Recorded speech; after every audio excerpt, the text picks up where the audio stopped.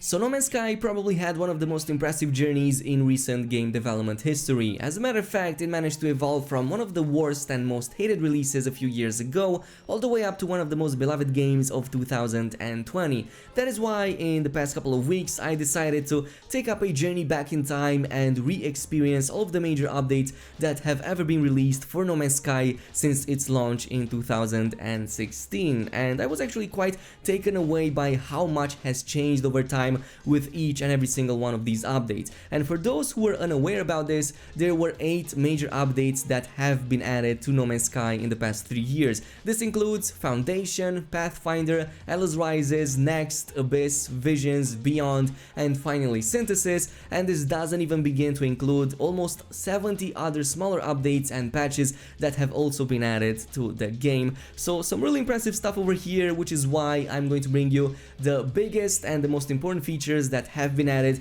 with each and every single one of these updates. But before jumping in with today's video, I am doing another giveaway for a 2020 game. Last month, one lucky contestant got a free copy of Ark Survival Evolved Explorers Edition, but you can obviously choose other games from the list, so definitely make sure you check out the links down below. And also a huge thanks to Instant Gaming once more for helping me set these up. Anyway, we can't properly assess updates without first knowing how version 1.0 was, which is why I'm going to say a few words about it as well. And I felt quite disconnected playing a version of the game that lacked about 90% of the things that we have nowadays, and I am going to say it, the game did feel bare bones back then. There weren't many activities you could do, there weren't that many features, and it was basically hopping from one planet to another and repeating the same process of collecting resources and placing a few upgrades here and there, and that was kind of it. But on the other side, it had an advantage over every other update since then, which was its very unique and charming visuals,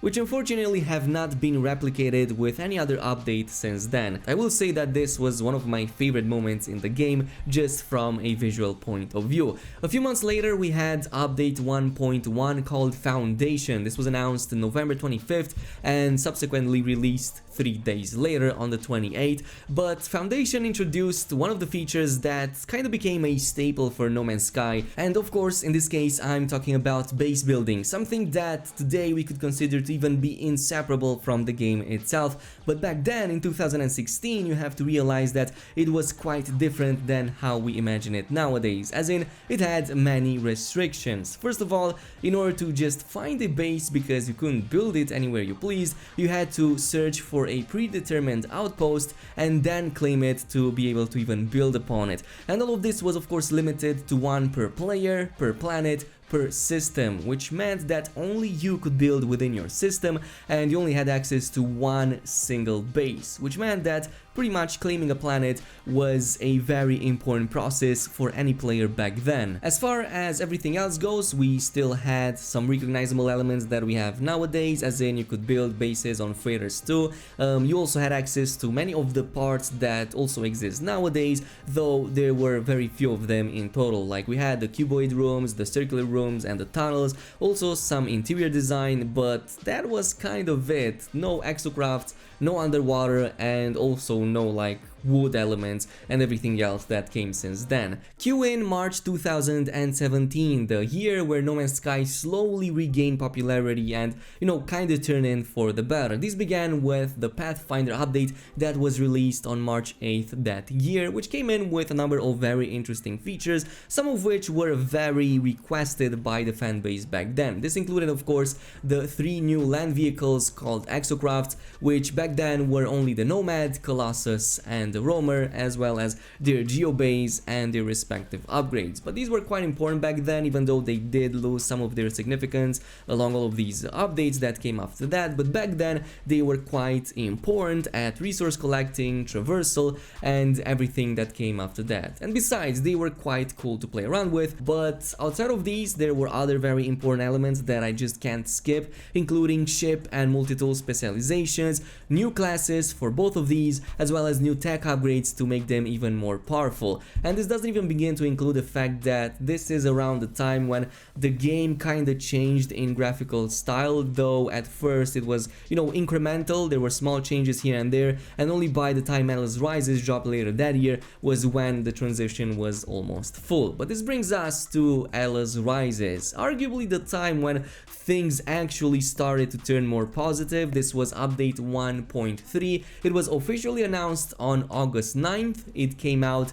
on August 11th, 2017, but in actuality this was teased or even hinted as early as May 2017 with the Waking Titan ARG, the first season of Waking Titan ARG, which, slowly gave us some hints, ideas, and even teases about some of the features that would eventually drop with update 1.3. Among its many additions were the new 30-hour-long story that was a point of complaint in the previous version and something that has changed the game for the better in that aspect. Of course, we also got a brand new mission system with its own rewards, reputation, as well as factions that still exist to this day, and some elements of it are still recognizable if you do them on the space anomaly. We also got the portal, something that was teased in the old trailers and we only got like 1 year after the game came out, and it finally gave us unrestricted access to any corner of the universe, and it made intergalactic travel so much better, and even like space visiting other players was also much better. This also brings me to the first aspects of multiplayer which were introduced back then. You could finally see other players, though instead of 3D models you had these orbs called the player orbs that many people grew fond of over the years, but many more hated them because they weren't, true multiplayer. There's more that I could go over, including the exotic ships that were first introduced in Atlas Rises, and something that came in as a major surprise back then, since of course it was also teased during the Waking Titan ARG and people were theorizing how could these even work. But otherwise I would also go over the aesthetic, which I believe was one of the best in the game. I think that after the 1.0 version, Atlas Rises had the next best aesthetic, because this is when the game was the most colorful, the most unique pretty much, and it had like the most wild color variation out of all of the updates in the game. You could pretty much find even like 3 or 4 colors just for the grass alone on any single planet, and of course this doesn't include like the many other biomes and upgrades to biomes that have also been introduced with Atlas Rises, many of which actually we have lost with the transition to later expansions. What followed next, pun intended, is arguably one of Hello Games' best years to date, which was 2018 with update 1.5 called The Next Update, announced on March 29th of that year and later released on the 24th of July. This was after a very lengthy returning season 2 of the Waking Titan ARG, but you have to imagine that everybody who was waiting for the trailer back then was pretty much blown away when they saw the first footage of the third-person camera on our characters, and of course the character models that literally everybody was asking for even before the game came out, but nobody actually thought that Hello Games even had it in them to actually implement something like this. So the fact that you didn't just have character models but also races, customization options, clothes, emotes and more is something that left quite a lot of people speechless. This went hand in hand with the upgraded multiplayer, which finally introduced player models instead of those player orbs with a few limitations, which meant that outside of your party, everything else, every other player you would encounter in the wild would still have those orbs, but everybody inside of your party or inside of your session would be rendered as a player model, which was the maximum of 4 that you could do. But it was still quite a nice change of pace, and later on came in other very important additions, including the new fleet system for your freighter. This made freighters even more important nowadays, the new build and crafting systems, and probably the most drastic of them all was the change in graphical style that was kind of a departure again from the old aesthetics. As a matter of fact, compared to Atlas Rises, this was also quite a downside because the new graphical style lacked quite a bit in diversity compared to Atlas Rises, which is something that the game still hasn't recovered to this day, at least not fully. Following next, we had 2 more updates the same year that also also introduced a number of very important features. These were Abyss and later on Visions. Abyss was released on October 29th with update 1.7, and it's what we call the underwater overhaul update because it introduced new underwater biomes, much more varied aquatic environments,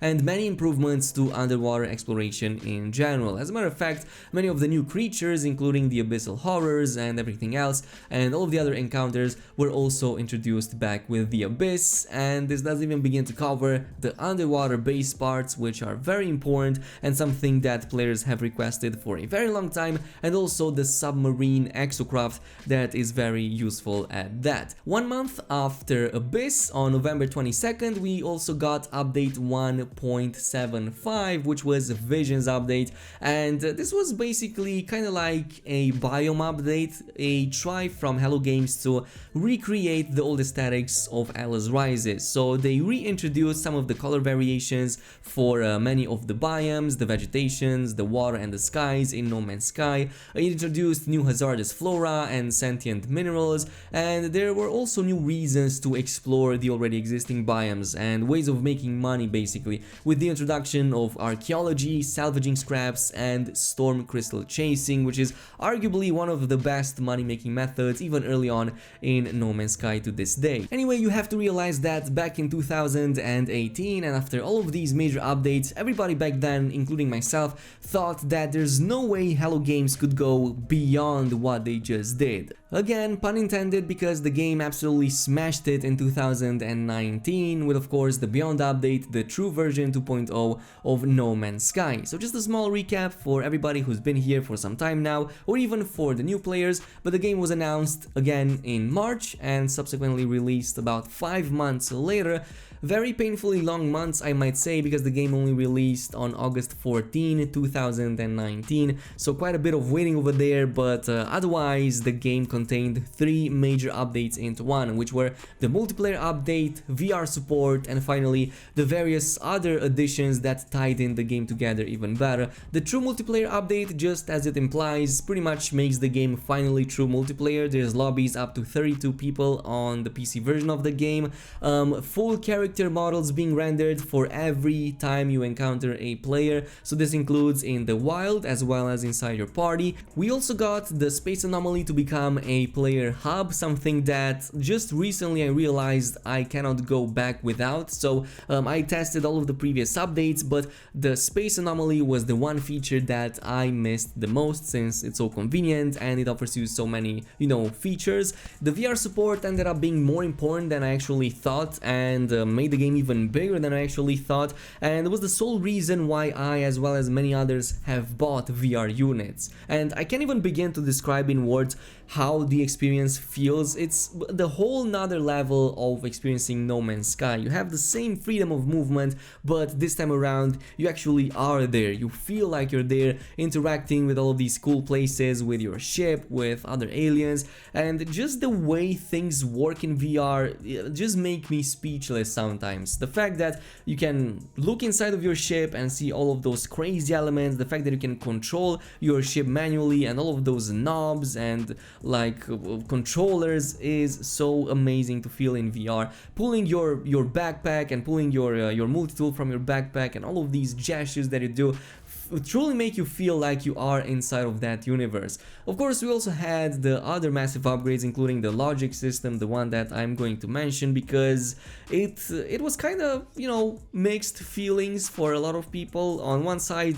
many people loved it, on the other side, many people hated it. I am personally in the crowd that absolutely loves it. It kind of gives base building meaning and, kind of gives you strategy in this game, so you kind of have to plan out accordingly and place out all of those wires in a perfect way to make everything look good. But we also got the industrial tech, which make you really feel like an industrial tycoon, animal harvesting and cooking and all of the other cool things that were added, and this hasn't yet seemed to stop Hello Games in its tracks. As a matter of fact, recently in November we got synthesis, and since then several other updates as well that added many other features, including the starship outfitting terminal that lets you scrap existing ships ships and pretty much become like an intergalactic scrapper. We finally have multiple multi-tools, something that was asked for years at this point. The byte beat machine, something that nobody even asked about or even thought would be added, but now it is in the game and you can pretty much become a space DJ if that is what you want.